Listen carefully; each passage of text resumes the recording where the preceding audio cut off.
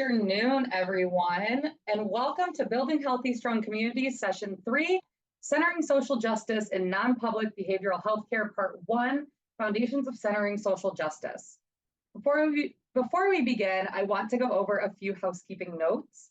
If you wish to receive CEs for today's webinar, you will need to stay for the duration of the event and respond to all the poll questions you see pop up throughout the presentation. You will see the first poll now. If you do not see the polls pop up, please place your response to the questions in the chat. There will be time for Q&A throughout the presentation today, as well as at the end of the event, so please submit any questions you have either in the Q&A box or in the chat. We encourage participation in the chat throughout today's presentation. I'm now going to turn it over to Sabrina Clark, the president of the School of Social Work's Alumni Board, to introduce today's presenter. Good afternoon and welcome everyone. Thank you so much for joining us today. It's my distinct pleasure to introduce Dr. Daisha Price. Dr. Price is the Clinical Assistant Professor of Social Work and the Diversity, Equity, and Inclusion Program Director at the University of Michigan School of Social Work. Prior to joining the faculty at U of M, Price served as Clinical Practice Improvement Specialist in Wayne County with a focus on workforce development and implementation of evidence-based, best and promising behavioral health practices. Price has gained clinical and macro practice experience in juvenile justice, community mental health, housing, schools, and foster care. As a mental health first aid and question, persuade, refer instructor, Price is committed to sharing her personal and professional experiences and knowledge to support others. Price engages with the community to disrupt and dismantle racism and oppression using a bioecological system and African-centered framework. As a professional, Price is committed to incorporating various strategies that will aid to the mission of reaching out, raising hope, and changing society. Dr. Price, thank you for sharing your time and expertise in presenting with us today. Thank you so much for that warm welcome, and also the warm welcome that I've been receiving in the chat. At first, I was not sure how I would like engaging with the webinar, but you all are making me feel so welcome in the chat, so it's going to work out perfectly, I am sure.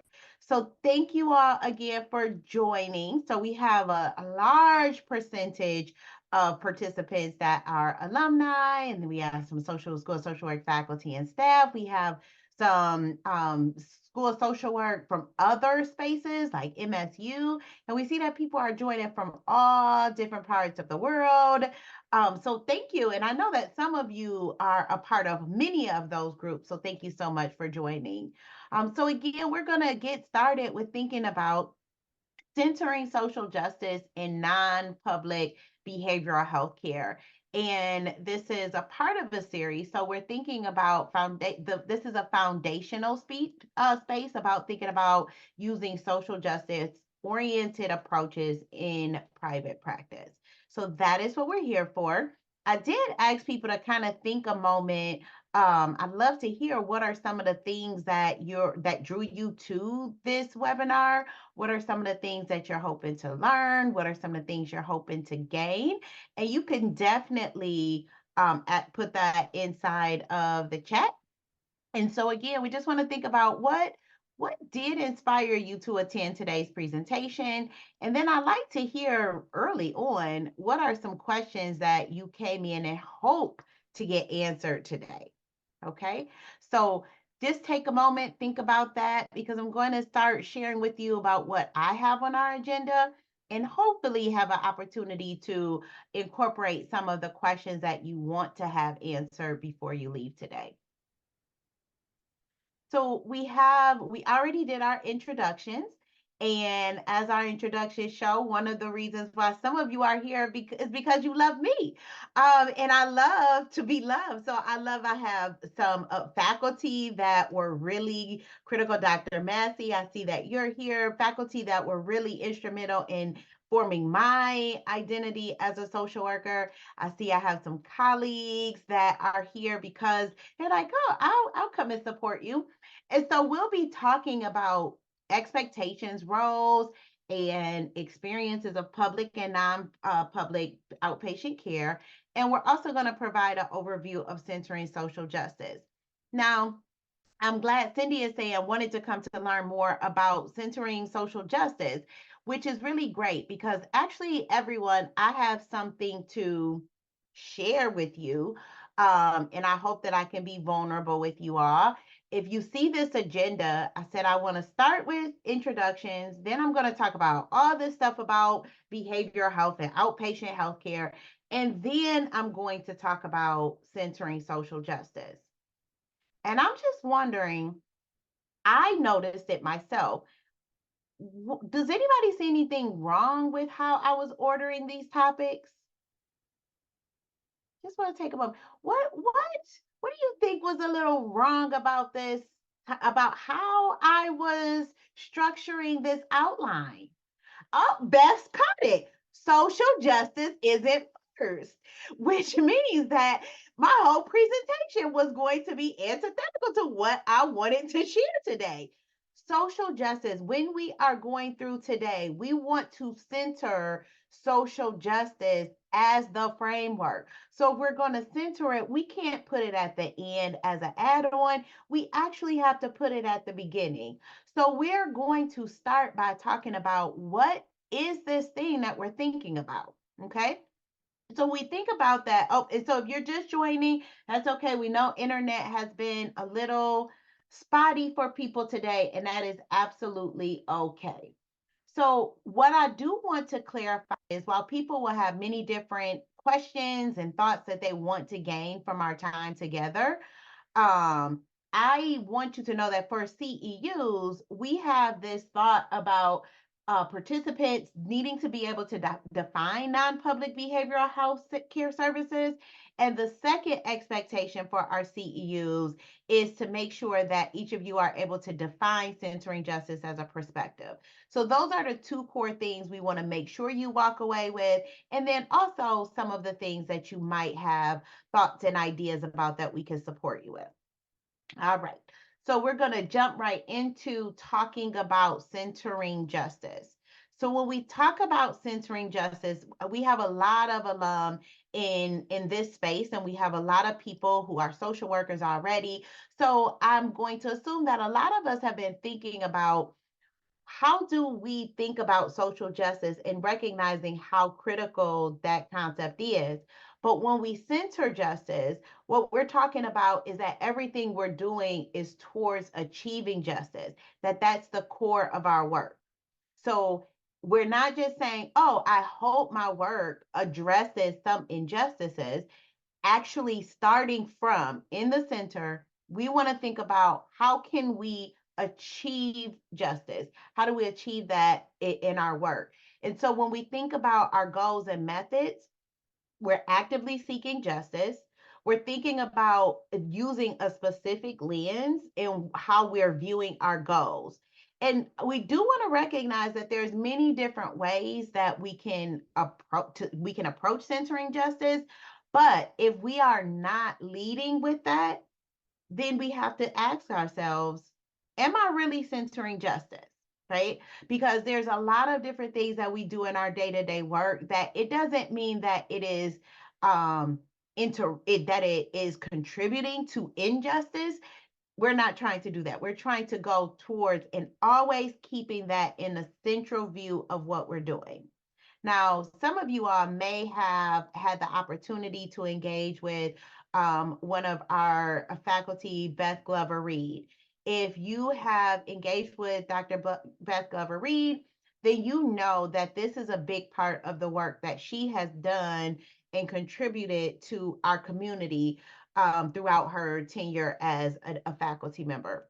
And she really helped me to think about, it's not about even always trying to break things down. It's also about being able to envision what a world could look like if justice was achieved and constantly working towards that.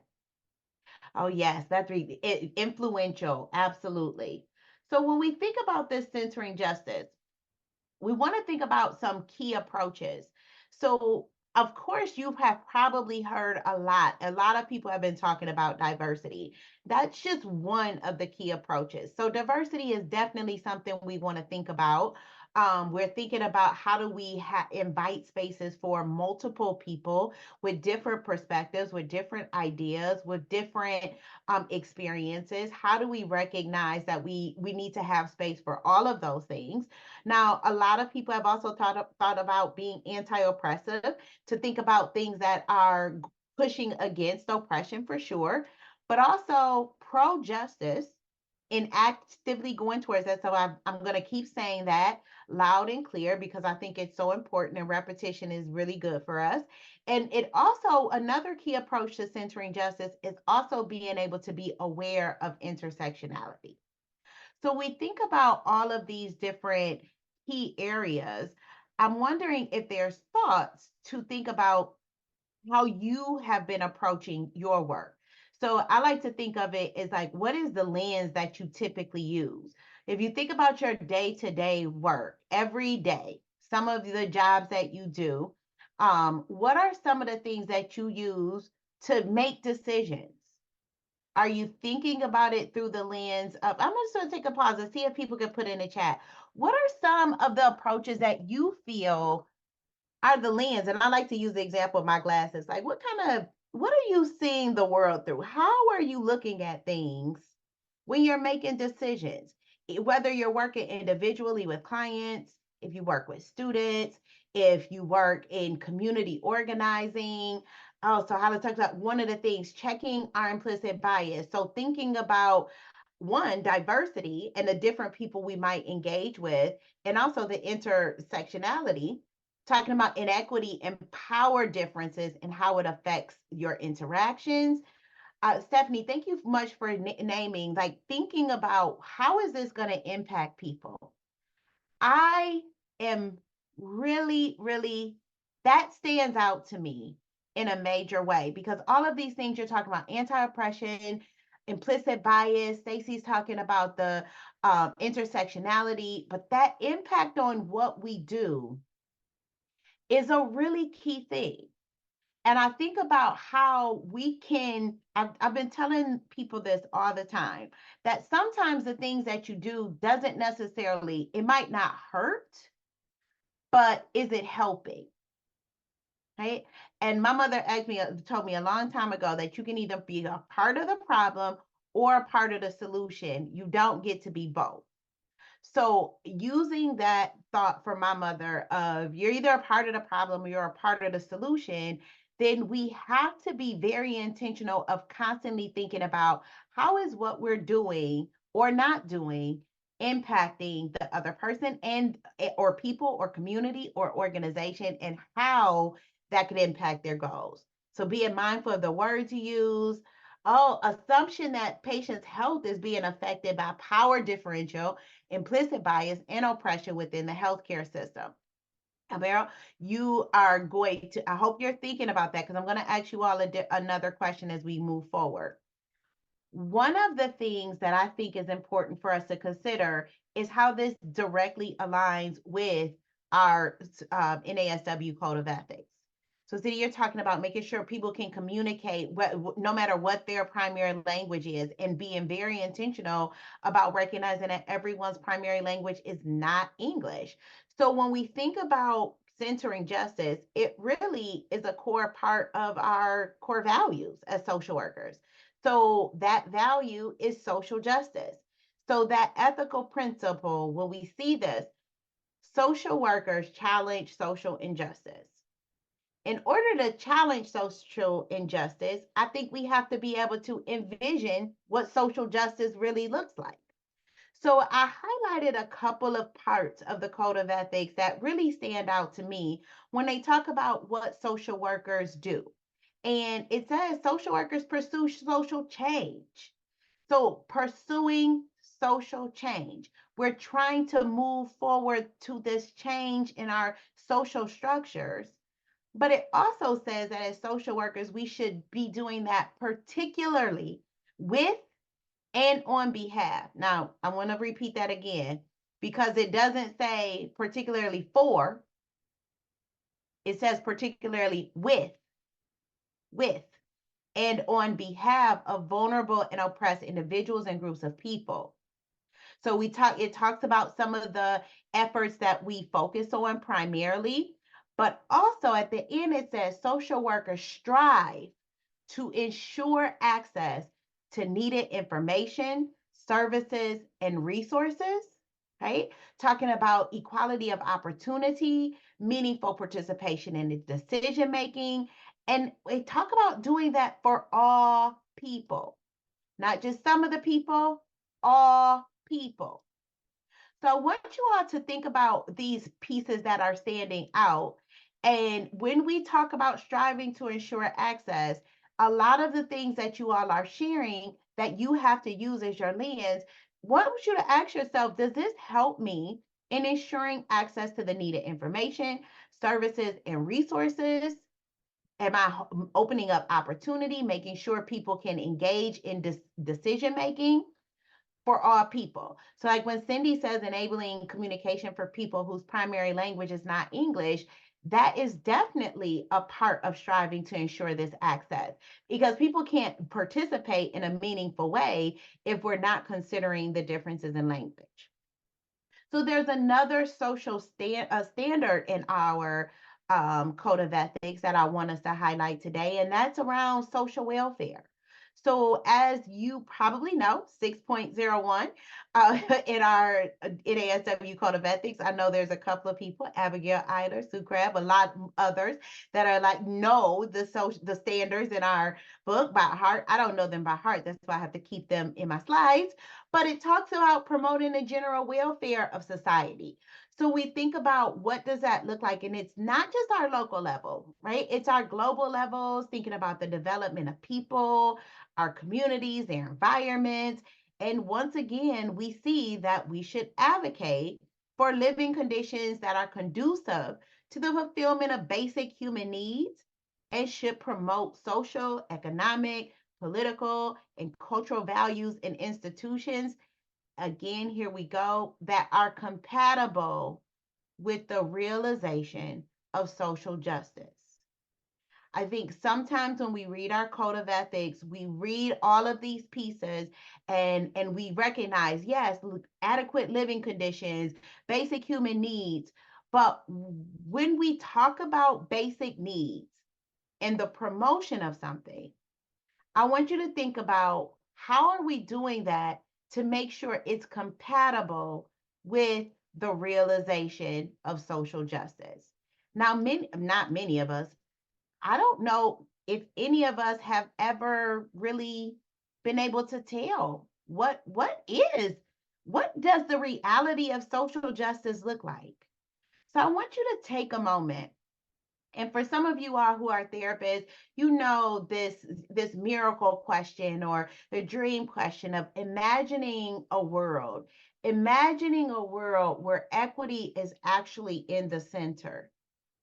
What would behavioral health look like if we had a perfect world that actually realized social justice?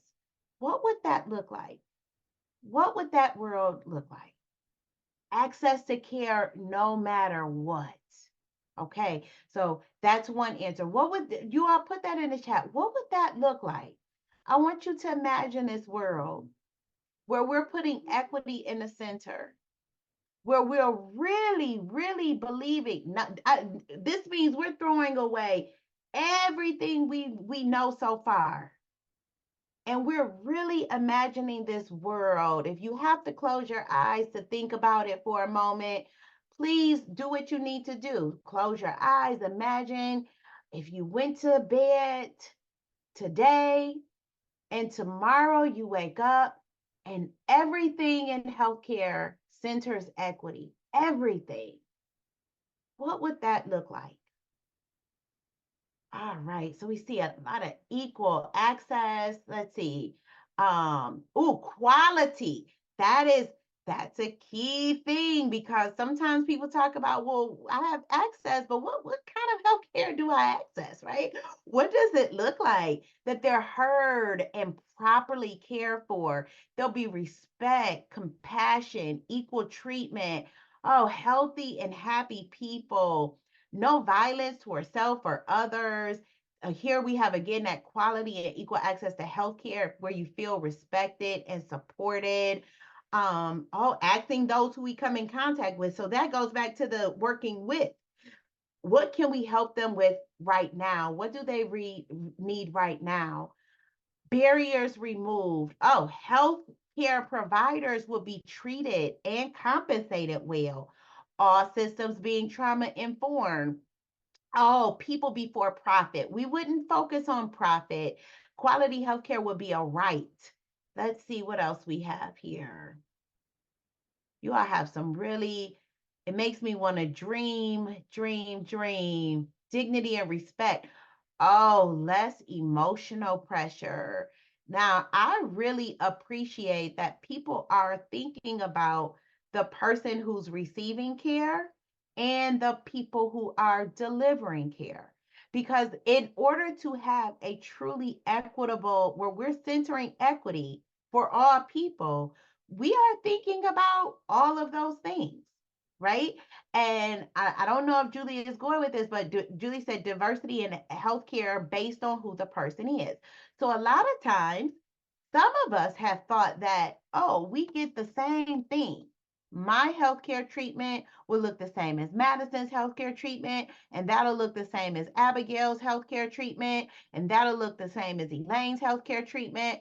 But maybe if we center, not maybe, I think what Julie is offering is that if we put equity in the center, then we will be focusing on the needs of the person. Okay.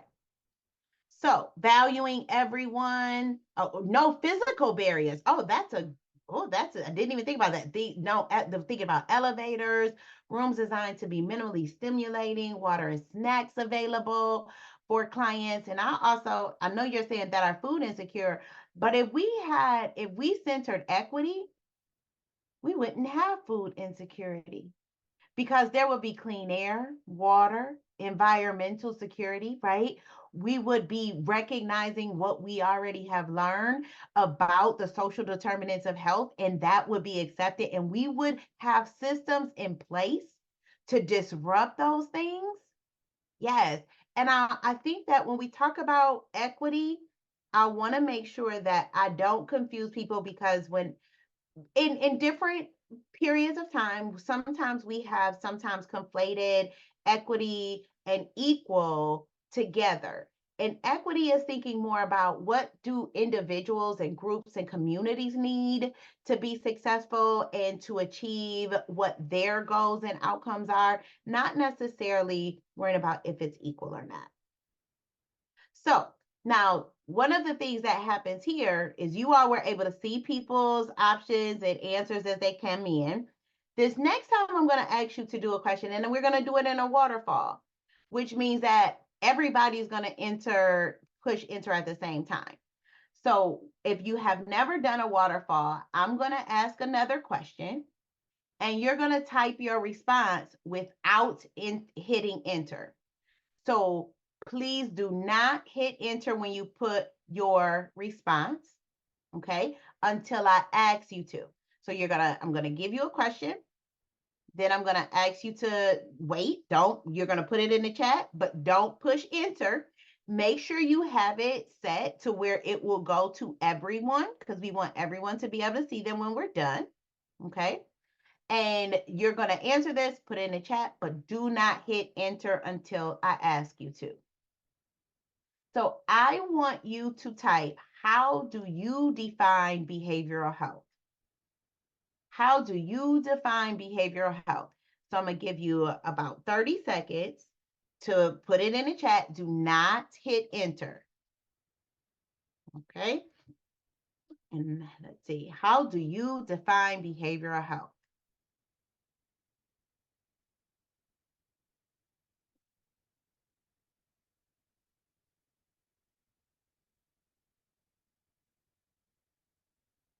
Right? And I am going to count to 3, and then we are all going to hit enter together. 1, 2, 3, and hit enter.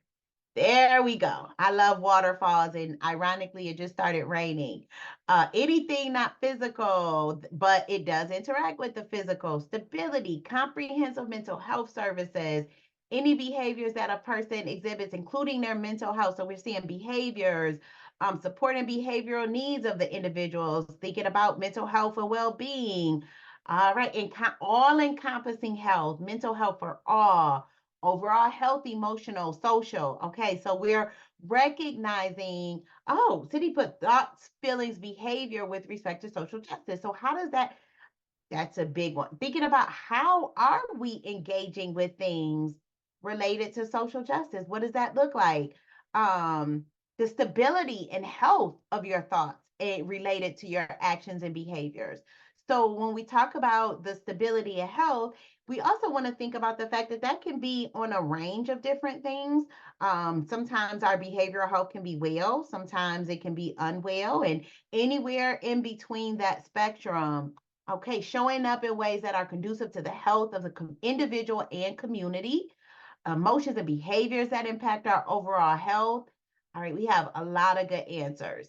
Okay, and I recognize that people are saying the level of health and that it's essential. We're seeing that we're also recognizing that we really can't separate. People are talking about not separating mental health and physical health, but also recognizing that they have different things that we're focusing on, but they both interconnect. So we've heard a lot of people historically talk about mental health and mental illness. When we talk about behavioral health, sometimes people just focus on mental health, but a lot of times it goes straight to mental illness. And as Brad has said, is mental health synonymous with mental illness? And you're like, no, it doesn't have to be, right? Because as the people said, it's your overall health. It's levels to your well-being. So that helps us to understand that we do have the opportunity to recognize that there is a difference. An illness, you may become ill and have a mental illness, but that's not the same. It can be connected, but it doesn't have to be the same. Okay. So I am going to show a couple of different ways that people have referred to when we talk about behavioral health and mental health. And as you think about these, I want you to think about, do these definitions seem to center social justice in a world where justice is the primary focus of what we're thinking about and what we do? How about psychosomatic medicine? Right? People have used that language to refer to mental health, behavioral health. In 1965, people were talking about psychosomatic medicine. Another way that people have defined it is biofeedback, behavioral medicine. That's in 1973. Then in 1978, you might have seen more broad definitions like interdisciplinary field concerned with the development and integration of behavioral and biomedical science, knowledge and techniques relevant to health and illness, and the application of this knowledge and these techniques to prevention for prevention, diagnosis, treatment, and rehabilitation. And then in 2002, you might have seen this quote: behavioral medicine is an interdisciplinary field of research and clinical practice based on the interactions of the physical and social environment, cognition, behavior, and biology in health and illness. So when you think about the different ways that people have described behavioral health as a field even, and as an area of study, you've seen that these things have changed they continue to change, and they're continuing to evolve, because many of us have gone to school and talked about it was more just mental health. So I want to acknowledge that now, coming up into 2018 and going forward, we've recognized that government and private mental health and substance use disorders agencies have started to adopt the term behavioral mental health. So we think about behavioral mental health, kind of putting those things together. I saw a lot of people in your definition talk about actions and behaviors and how that's central to how you define behavioral health. And so we talk about that, how our behaviors, the way we think, the way we feel, the things we do, how those things are all interconnected. People are thinking about using this language around behavioral mental health as a way to be more inclusive. I think it offers opportunities to steer away from people automatically thinking of mental illness when we talk about behavioral health or mental health. It helps people to understand that there's the biological, the psychological, the social, right? The environmental aspects that go into a person's health, and allow space for that. And also make sure that people are thinking about how our behaviors kind of a direct sign and connector to the things that are happening within our mental health. So I want to pause for a moment to see if there's any questions. I didn't check the Q&A, so I will check. You can ask questions in the Q&A or in the chat. So if there's any thoughts or yeah, so I'd love to hear thoughts about what people think about mental health and this terminology of behavioral health or behavioral mental health. We've also seen one place that we have seen the change is around the National Council, and how they have changed their names frequently. Does anyone know what the National Council for Mental Health now is called? Does anybody know? What have they changed their name to? The National Council for is no longer mental health. It is now mental well-being. Okay, so when we even in spaces that were focused on what is, really focusing on mental health, they're still trying to think of what are ways to reduce the stigma, to be more inclusive, to make sure, I would say, thinking about centering equity. That's an example of centering equity, thinking about where we want to be, not where we are or what the issues are. So when they say National Council for Mental Well-Being, that is telling us that, hey, we're trying to achieve wellness. That's our goal.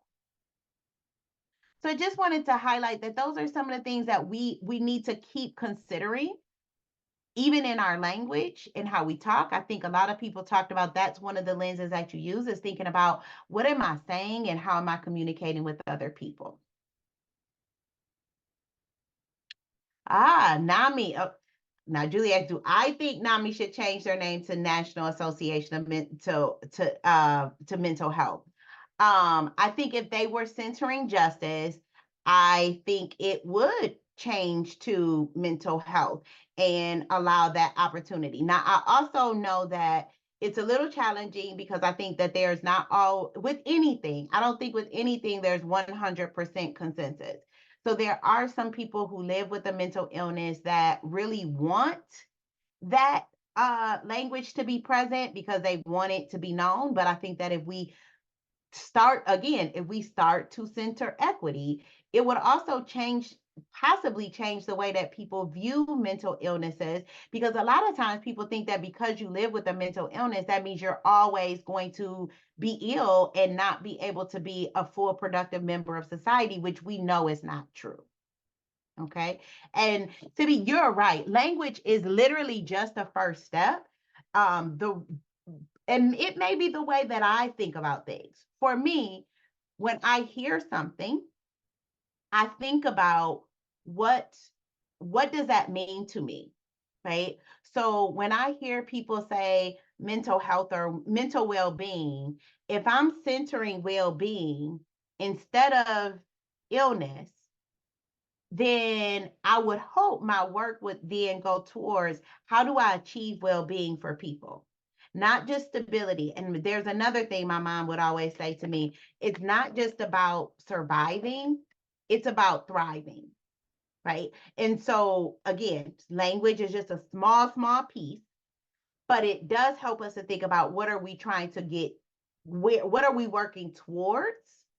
And to constantly be thinking about what is achievable. Because I think that sometimes people forget about what is achievable. And as Simi says, language is just one thing. You could talk all day, but if you are not doing it, then it does not matter. We can't just talk about it. We also have to be about it. So, although I know I am amongst many people who have lots of information about the prevalence of things, and here NAMI is right here because they do amazing work. And I would wonder how they would think about if they thought about centering justice, would they change different strategies that they use? But what we know now, and this number just continues to increase, 1 in 5, it still stays about the same proportion, but 1 in 5 US adults live with a mental illness. So we know that, and thinking about it in number wise, in 2021, that was 57.8 million people. Now, 5.5% of US adults experienced a serious mental illness in 2021. And so that was 14.1 million people. So I want you all to think about what do you think can someone share, or a few people share, what is the difference between living with a mental illness and experiencing a serious mental illness? Why are those numbers different? Why do we need to make sure we hold space for both? How do y'all think that?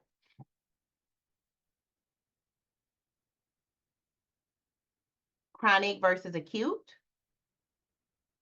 And then Mero is bringing in a lot of the things. So when we talk about centering justice, are we thinking about things based on a person's diagnoses? We have come to learn the level of functionality is what how we have come to be able to categorize the different levels and how it affects the person, right? So we have to think about those things, and there is some value in recognizing the different levels of impact of the illness in order to support us in understanding what is the need, right? What is the need? Oh, and Cindy talks about the duration. So we need to think about what are the needs within our community. Yes, Cindy help us change the presence of an illness rather than a spectrum. So we think about, what does this mean? It helps us, for me, it helps us think about what is the need. So we know there's 57.8 million people who live with a mental illness, and we know that 14.1 million people needed more higher levels of care or support or services, or that it was impacting them in a greater way. That tells us that we need professionals that are able, we need enough professionals to work with both. So I have to pause to think about that, because we're going to think about in Michigan. Let me just recenter that, because that's a really good point. That is the whole, it's a big part of what we're here to talk about. 57.8%, 57.8 million, 14.1 million. If we look at those numbers, where do we need clinicians? Where do we need clinicians? And we just look at the number. Garrett's everywhere, absolutely everywhere. But we need them everywhere. And I think that sometimes people forget that there's 57.8 million people that need behavioral health services that don't necessarily have a serious mental illness. I think a lot of times when people think about mental illness, they think only about the serious, severe impacts of a mental illness, and those are the people that they think about, and we do need to think about that. But then there's also a whole group of other people that are often not served in that way. So I know we are from different places, right? We're all in different parts of the world right now. And so when we talk about this in Michigan, I'm going to speak specifically about Michigan, across all individuals with private insurance, the unmet need is greatest for more prevalent mild to moderate mental health conditions. Now, I just showed you US-wide the numbers, right? And so when we talk about mental illness just in general, we saw that number. And in Michigan and in other states, they see very similar things. People with private insurance, the unmet need is greatest for those with a mild to moderate mental health condition. So as we said, we don't need to other people. Absolutely. We are them, they are us. So remembering, going back to the code of ethics, we have to remember that it says for all people, which includes everyone. And I do think that when we talk about when we have had conversations about mental health that don't necessarily center justice and are not necessarily centering an equity focused lens, right? If we're not doing that, then we will often just think about the most severe, the most challenging, the most at risk, and that is important. But then are we missing others? Okay, and then this idea of stigma. Okay, so I'm hearing stigma. So why do you all think that is? I hear stigma. UP, rural and urban areas both see similar things with limited resources. I see someone say it's rough up here. Getting help is not prioritized.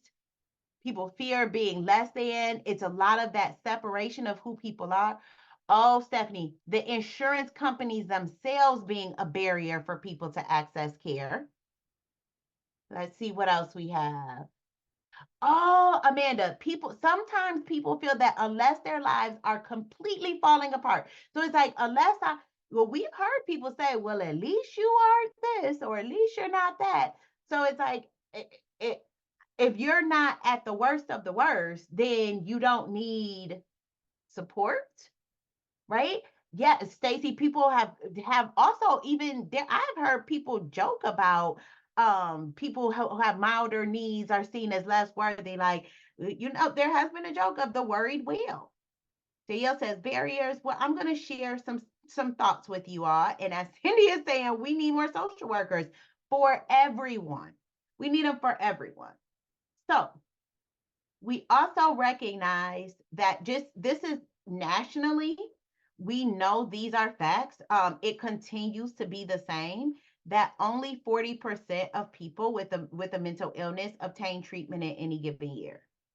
And I think a lot of it has to do with some of the things you all are saying, stigma, time, all of those things. And you talk about what are we going to have? Jennifer, I'm so glad that you mentioned that. That was going to come up later, but you're bringing it up now. So I want to highlight that Jennifer is naming that people can have great health insurance and the mental health coverage is not on par with the physical health coverage. I have many clients, as I entered into a non-public space, I started to see how prevalent it was for many of the auto workers that I worked with to have premier physical health coverage, premier, no copay. They reimburse this, Blue Cross Blue Shield, they reimburse at high rates, but then they were, what's the word called? I'm sorry, I'm stuck from my note, but they would outsource their mental health coverage to another company that would only reimburse at $60 a session. Now, these are our auto workers, and I was working with people from GM, from Ford, and their plans were superb for their physical health. But like some people are saying, dental and vision, they start to piece those out, and then they'll contract with other coverage providers who are not reimbursing in the same ways, which means that your care can be very difficult to find. Like someone mentioned, the lack of clinicians and clinicians that are also able to be culturally responsive, or people who are cultural matching, navigating the experience, not being able to have time off from work, all of those things, right? We see all of those things, and it ends up impacting the number of people with a mental illness that get treatment.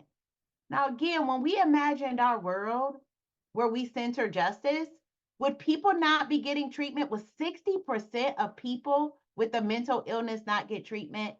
No. And Julie talks about being impaneled with mental health providers and insurance can also be difficult. So we're gonna just take a look at what the NIH has looked at and looking at who typically gets treatment. So we see in the numbers, 52.5% receive neither mental health care nor substance use treatment. And so they were looking specifically at people with co-occurring disorders. 34.5% receive mental health care only. 9.1% receive both mental health and substance use treatment, and 3.9% receive substance use treatment only. So we also have to think about what this looks like in the larger context of people who also have co-occurring disorders. And again, so we are missing things. And Brenda, it absolutely is worse post-pandemic. My research has centered on the psychosocial well-being of adults during and after COVID-19, and we've seen and so what we've seen is the challenges that people are experiencing have increased, and the number of professionals available to provide the treatment has actually decreased. So I ask you all to think about just how the unmet needs. And so when we look at this chart, it helps us to see a little bit of the prevalence and unmet need by age and sex. And I want to acknowledge that, unfortunately, some data is very binary when it comes to sex, and it doesn't show all the nuances. I think if we look at people with different gender identities, we would see even more disparities. But they just looked at it specifically with for sex, and thinking about the levels of people who have not been treated. So the gray parts are the people who have been untreated. So when you look at the ages, and you look at the sexes, and what percentage have gone untreated, we're seeing those same numbers. Now, there are people who have received 2 or more services, that's in blue. People who received a single service, that's in green. And again, the gray is untreated. So just kind of taking a look at that to get a sense of those things. Now I have a poll for you. This is to make sure you're still with me. And I want you to tell us, gonna do our poll. Let me do this. Which diagnoses do you think goes untreated most frequently by insured people in the US? Do you think it's bipolar disorder, depressive episodes, recurrent depression, other mood disorders, anxiety disorders, PTSD and stress disorders? What do you think? Which diagnosis do you think goes untreated most frequently and we're talking about insured folks? Bipolar, okay. Gonna give people a few more moments. We got about 87% that have participated. If you are unable to see the poll, you can definitely put it in the chat. All right, we have almost 90% of people who participated. So we're gonna give a couple more seconds.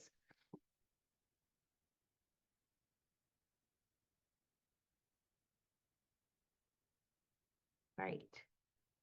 And again, if you're having trouble with the poll, just put your answer in the chat so that it can be recorded for continuing education. So let's see. We have 24% of you said anxiety disorders. And so that is the highest. Let's see, the lowest you all thought was other mood disorders. So let's see what it looks like in Michigan. So in Michigan, what you will see is that for depressive, so remember the gray areas are the untreated. So that's a percentage of untreated. So when you look at this, the most unmet need for privately insured people in Michigan is depressive episodes, and right after that is anxiety disorders. So I'm wondering if anyone has any thoughts about why would depression and anxiety be the most untreated disorders by privately insured people in Michigan? What do you all think? Why would those two be it? Anxiety and depression? Oh, hard to power through in order to schedule an appointment. Stigma, most acceptable. And I'm thinking about some of the answers that people put in earlier, like Stacey Peterson said earlier.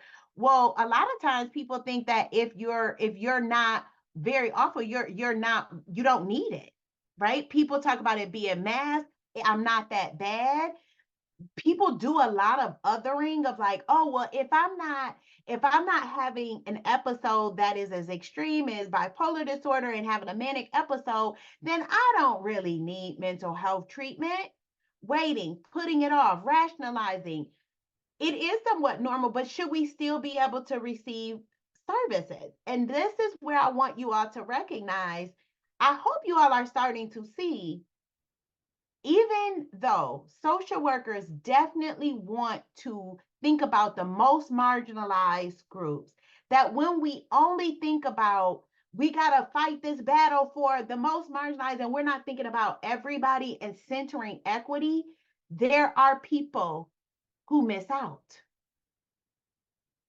Yes, Amy said if behavior doesn't get to the place where it needs a police or a medical intervention in a crisis situation, a lot of times people aren't getting the treatment.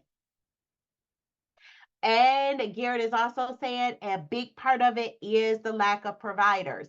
Now, I want to name some of it is the lack of providers for private health insurance. As someone mentioned, the challenges with insurance providers. Now, I have to share a little bit of just how I think about these things too when we come into that. But in Michigan, they have talked about what are some strategies to improve access to behavioral health care in Michigan. Now, a lot of the things do have to do with, as Gary said, provider availability.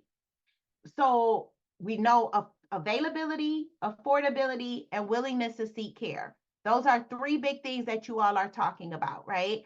And so there's some of the strategies that they've talked about is expanding programs to train behavioral health clinicians, and behavioral health non-clinical providers, recruiting, doing more workforce development, increasing retention. People talk about people being burnt out. We have to focus on how do we retain people, train more in the necessary behavioral health competencies, expand scopes of practices, advance the use of telemedicine, expand school-based services, integrate primary care. Yep, CVHP, absolutely. We want to have those community-based health programs. Encourage coverage design that reduces patient cost burden for behavioral health. Include public awareness for the resources and paths to care. Improve access to non-emergency medical transportation. A lot of you all had that transportation in there. And support patient care and technology-assisted care. A lot of people do seek care from their primary care physicians before making an appointment with a therapist. And I believe that it's really important that we name why that is. I believe that when I get sick or something's happening to me, I know who my primary care physician is. I don't have a behavioral health professional that I know I can just go to when something comes up and they're just on standby. So having more embedded clinicians inside primary care can definitely be a part of that. And I also think changing the way that we identify and see mental health treatment. Because right now, a lot of people feel like you get a mental health treatment, you finish, and then you're done, and then you never see them again. But in reality, our mental health, just like our physical health, it is on a state of wellness. So why can't I go back to the person that I have engaged with before? Right? Why not? we're seeing that people, especially people who do not have a severe mental illness, are more likely to go to their primary care physician because that's someone that they know. Those are some of the things that we have to recognize. Now, I saw a thought in here that I thought was so critical. Many providers don't take my insurance seems to come down to money. If they don't reimburse enough, we don't participate. Absolutely. That is a big part. If you don't reimburse people, it's hard to convince people to do this. Now, I have to tell you something about myself. Now, they didn't say this in my introduction, but I do need to share with people that I am a proud alumnus of Eastern Michigan University. I know that that is not what some people want to hear, but it is the fact. And I tell you, when I was a young social worker, I was adamant I would only work in public behavioral health services, only in public social services. That was it. I would never work anywhere else. Why do you think I was such an adamant young professional to say I will only work in private? I'm sorry, not private, only in public. I will only work in public. Why would I do that? Believing it would be sustainable. I honestly had a lot of the myths that I don't want to work. Kelly, I thought that's where I could do the most good, see the most people, and give back to the community. And I felt like that's where I saw the most injustice. That's what I was seeing. I wanted to have all of these things. It's the hardest. It seemed more like a public service. That's what I felt. But guess what? I was forgetting that there's many different levels of care. And as Mr. You like, I don't want to go to this work to work with soccer moms, but guess what? Guess who we are?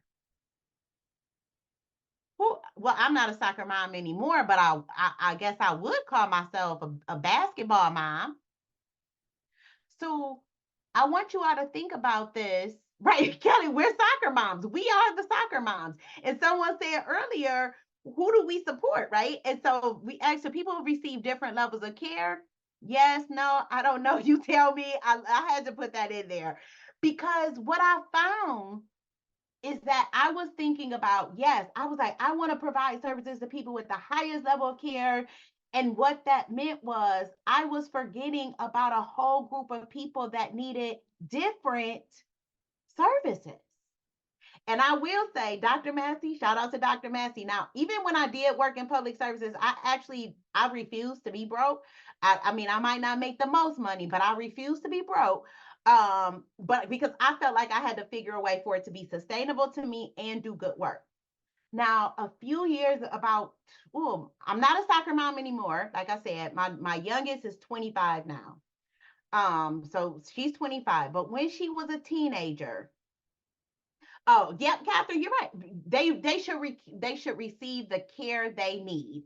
And it is kind of a trick question because when I think about that as a mother of a teenager who needed support, right? They needed support. They were a teenager and they needed things. They did not meet the highest level of care for community mental health. She didn't qualify for that. So guess what? Where could my Black teenage daughter, who was raised in an impoverished household, where would she seek therapy?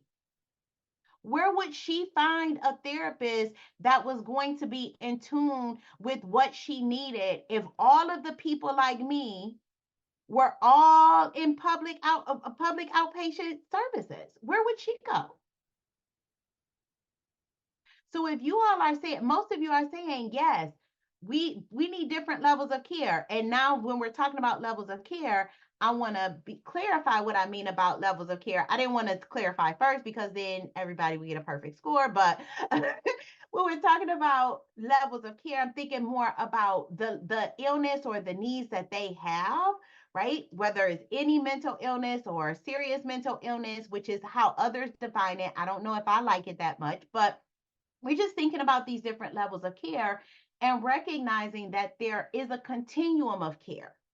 If there's a continuum of behavioral health, then we also need to have a continuum of care, and it needs to be flexible, right, Joanne? It needs to be flexible.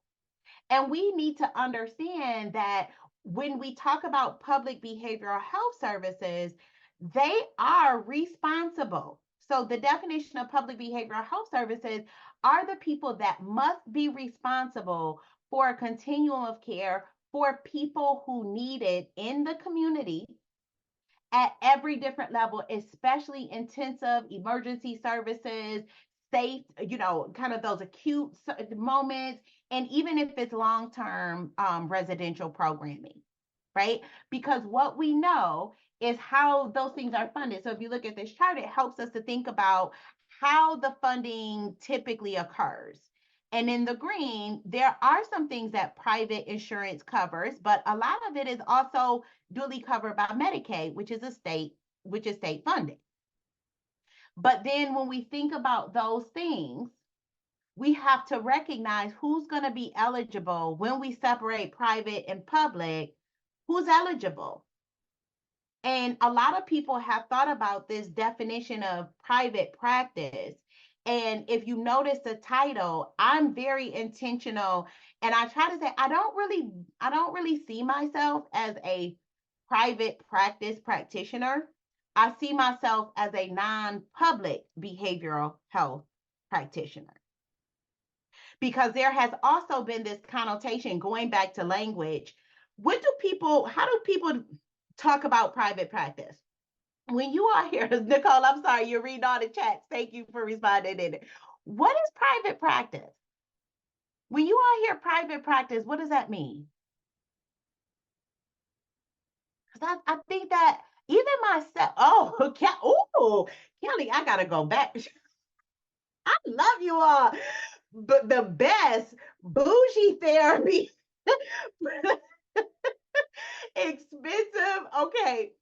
So I always thought about expensive and private and all of this stuff, but I love this idea of the best, bougie. Now, if we center justice, all behavioral health services would be the best. All behavioral health services would be bougie. Oh, I see a question. What I struggle with here, which maybe is a result of this idea of serving the needy, is that the experienced clinicians are working in private practice when experience is needed in higher levels of care. When working in community mental health, almost everyone has less than 5 years of experience. Not sure to even this out, maybe if the systems were sustainable to work in. Beth, that's exactly that is one of the key areas. I didn't even know that I was quoted in Crain's the other day. I was really proud because they asked me some questions and I didn't think they were going to quote me. But my quote basically said that if community programs do not create equitable pay and standards for the staffing there and make sure the care is quality, how are you going to keep practitioners? Because some of it is not just because some of it is, I will say for myself, I will use an I statement. I did not leave specifically because of money or any of those things. It was because of the systems not allowing me to practice in alliance with what I felt was good practice, best practice. Because as someone put in here, they said best. Is that what you said? You said yes, Kelly said the best. And someone else said bougie therapy. I want every client that I ever work with to get the best, bad, and bougie therapy on the planet because they deserve it. I want every person delivering services to be able to have a living wage and to be able to take care of themselves sustainably in order to be able to provide those premier services. So I think that sometimes public behavioral health services could take some lessons from non-public behavioral health services because it's looking at it through a different lens. And again, if we center justice, we will center that. Okay. So when we think about, I want you to think about this. I say it's non-public. The people that I deliver services to, and we'll talk about this tomorrow if you come tomorrow, one of my strategies is making sure that I'm providing services and care to people who are still most likely not able to find a private practitioner, like maybe their insurance rates, reimbursement rates are not high. The people from the auto industry whose insurance providers pay $60 a session. I try to still make sure I navigate those things. And so when we think about those things, yes, back in the day, if you said you wanted to go into private practice, and I will be the first to admit publicly that when people told me I want to do private practice, I immediately was like, I had a side eye of like, I don't know. And so what I learned to do is to ask people, what do you mean by private practice? What is that? What do you mean by that? And oftentimes what that really meant was that they wanted to work with people with mild to moderate disorders. So a lot of that pushing people away without listening, with just judging and pushing people away without really hearing what they wanted to do, probably also contributes to the fact that people with mild to moderate disorders like depression and anxiety are going untreated. So we got to think about that. So with public behavioral health, they're responsible for carrying out the responsibilities specified in the mental health code, right? And so in Michigan, we have a specific Michigan mental health code and a public health code. And so when we talk about public behavioral health, they are responsible for carrying out those things. Okay. So I want you to just kind of recognize that's the difference.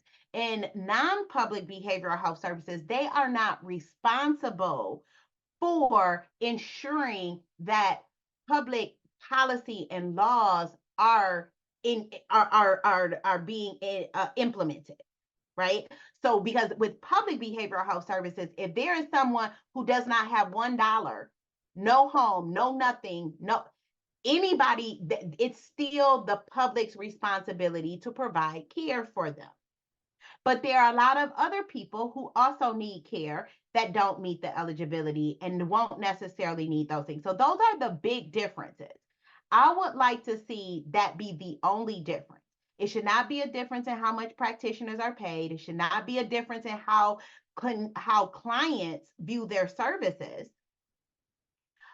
It should be about just who's responsible for what. Jennifer, I'm not sure what part you want me to repeat, but I think it was about the difference between public and non-public is that public is responsible for carrying out the implementation of federal and local policies for mental health, right? There are rights that the mental health code says everyone has. And the public behavioral health services is responsible for ensuring those things happen. In non-public settings, they are not the ones that are being evaluated on, are you maintaining these things to make sure our public code is being met? Public is. And if I had my way, that would be the only difference between public and non-public. I have heard a lot of people, when someone said the best, there are a lot of people who feel that they get better care in non-public settings than public settings. So, so public behavioral health. So and that is different than an academic medical system. So academic settings will often see people from different walks of life, different abilities, different access, and they sometimes fill in for public behavioral health things, but they're not responsible for it. So if University of Michigan or a university decides, okay, well, today we can't see, I'm going to use the dental clinic because I've been over there a lot. We have University of Michigan has a dental clinic, and they will typically see anyone, right? The students will see anyone. If they close tomorrow and say, oh, we can't do this, the federal government, the state government cannot do anything to them because they're not responsible for the dental care of everybody in Washtenaw County. They're not responsible for that. Public health care is responsible for that. So if I had a clinic for practicing clinicians and they would see people that are underinsured or uninsured, and I say, well, tomorrow they're not able to see people, or we have to take a break, we're not responsible for ensuring those people receive care. The state is responsible for making sure those people receive care. So yes, academic settings will do that. And actually, as you bring that up, Amy, non-public settings can still do the same things. Actually 70, it probably has gone up. About 80% of my caseload right now receive receive Medicaid or are uninsured. So 80% of the people that I see currently in a non-public setting are not, they are not the worried whale. Okay, they are not. I have people who have experienced homelessness, who are currently unhoused. So I think you can see anyone in the general public in any setting, but you're not responsible for it. So I hope that is helpful, because that's the biggest difference, is where the responsibility lies, quite frankly, legally. Okay. And you're right, when the community mental health services went to the counties, the money didn't necessarily follow. I think it depends on what state you're in. I think the distribution of funds might have looked different. Because a lot of times they were saying, well, now we're funding more into Medicaid, so we don't need to give it to the community mental health. But we've seen big challenges with that. So there are some policies, and you all will receive the slides about this, and I encourage people to think about what are some specific behavioral health policies that that we've seen incorporated. So there's just hyperlinks to those things. Most of them are centering in Michigan, but as you know, if you look at one, you can usually have these different the different language to think about, what does this look like in my area? So I'm glad that you wait. I'm go back it up. Let's back it up. When we start talking about responsible, when I say responsible, let me try to think of we are all responsible as practitioners to follow our code of ethics, to provide the best care, things like that. But so I actually do still support a public behavioral health. So let me. Public behavioral health services, if someone is on the corner of my street right now and has a crisis, the public behavioral health system is responsible for supporting that person right now, no matter what. A clinic that I work in that is not public does not have the responsibility to be out 24/7 and be responsible for a mental health crisis of someone that we're not currently serving. So even if the person has never received behavioral health services ever, if they need psychiatric care or mental health services today, and they are residing in the community, which they're in a community, the public behavioral health services is responsible 24/7. So even when you work in a non-public behavioral health services, so I work in a non-public outpatient clinic. If one of my clients has a crisis or they need hospitalization, our clinic is not responsible for providing an inpatient setting. We're not responsible for providing them with the hospitalization. We're not responsible for paying for that. The county that they live in is. You're right. And it's not always communicated directly by public programs. And so I try to make sure that people know that even when you, like I said, even if you work in a non-public setting, your clients still have every right to the public behavioral health services if they need them based on their level of care. And so they shouldn't believe that they can't access it. Now, another thing that I'm going to share that a lot of people don't want to tell people, but I've seen it a lot, is that even people who are engaged in public behavioral health services, if they don't feel like their clinician or that there's a therapist that can deliver the services at their public behavioral health center, they can also have a provider in a non-public space. because I do know that a lot of public behavioral health services have been challenged with maintaining therapists. And so that has meant that the clients don't get the therapy. But in actuality, in a public behavioral health system, it actually is the responsibility of that system to make sure they have access to that. Even if the treatment plans overlap, yeah, they don't need to have the same treatment plan. And most people won't have the same treatment plan, but they can be working on similar goals.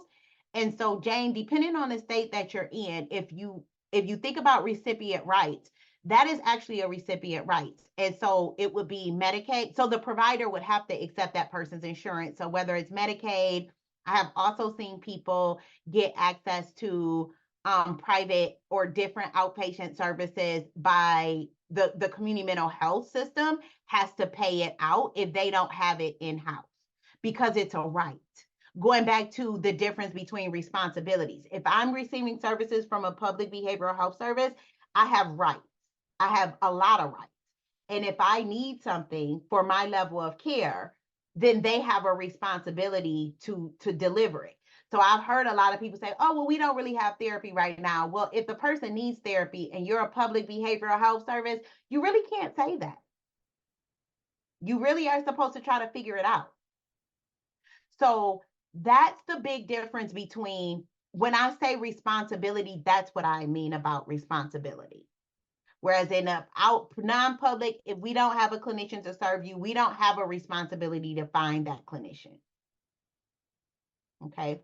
And so, again, it's important to know these things because when we talk about public, a lot of times they will restrict who they serve specifically to the level of care that a person needs.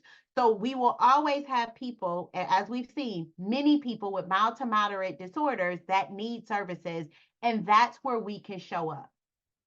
So when we think about the appropriate levels of care, I will also name that there are some times where I will have someone who is eligible for public behavioral health services because of their level of care. And I need to be able to identify, is a non-public outpatient setting the best for them?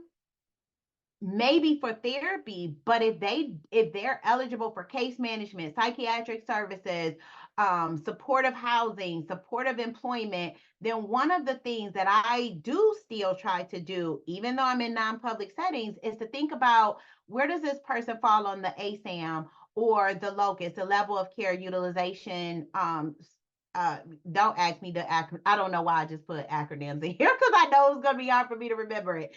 Obviously, this DSM-5 and thinking about the severity level index, the CAFAS, the Child and Adolescent Functioning Assessment Scale, in the preschool and pre-education, the younger children, child functioning assessments.